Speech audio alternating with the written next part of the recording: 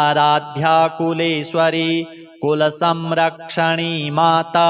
कौलिकज्ञानप्रकाशिनी वन्दे श्रीकुलपूज्या कुलाम्बा कुलरक्षिणी वेदमाता जगन्माता लोकमाता हितैषिणी आदिशक्तिसमुद्भूता त्वया हि सम्पूर्णजगत् विश्ववन्द्यां महाघोरां त्राहि मां शरणागतं त्रैलोक्यहृदयं शोभे देवी त्वं परमेश्वरी भक्तानुग्रहकारिणी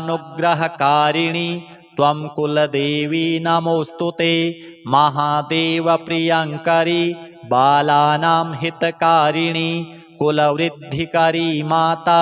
त्राहि मां शरणागतं चिदग्रीमण्डलसम्भूता राज्यवैभवकारिणी प्रकटितां सुरेशानि